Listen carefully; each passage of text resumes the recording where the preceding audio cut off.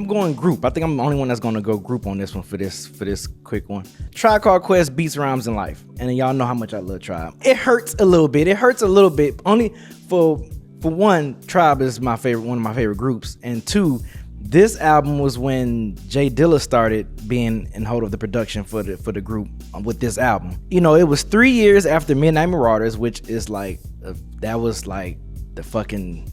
A lot of people consider that they're like their best album. I mean, I still say Low End Theory, but I don't argue no one that say Midnight Marauders. Midnight Marauders is a fucking amazing album. Then you have some guy named Consequence as sprinkled all throughout the album. Kind of threw me off. I didn't like that. I was, you know, I think my expectations was just on a whole nother level after Midnight Marauders, and especially production what Q-Tip was doing between those two albums. Knowing the documentary, I can see why them as a group, the chemistry just didn't seem right with Beats, Rhymes, and Life, man. It felt off. Even though I like Get a Hold, I like Once Again, but even though just the beats just on here just was just like, man, this shit don't really feel Tribe. It don't feel like a Tribe album that I got from their first 3 classic albums. I don't know. If I just had to rank one, that would just be my reasons. I would go with Beats, Rhymes, and Life. I know a lot of people still fuck with this album, which I mean I do too. I like some joints on here, but overall, I think this is at the bottom for me. Album cover was dope as fuck, but no,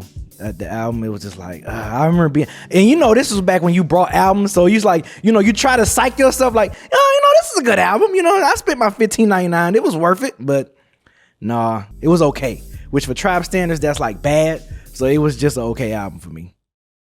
Today we here talking about our favorite artist's worst album. There was a moment in time on this project that should have been iconic. I think a lot of people actually really enjoy that album. Just for me personally, it was just a little too commercial for me. And you know, this was back when you brought albums, so you was like, you know, you try to psych yourself like, oh, you know, this is a good album. You know, I spent my $15.99. It was worth it, but I feel like my favorite list goes in people's opposite order. It was at that point I was like, all right, he done. He ain't got it no more.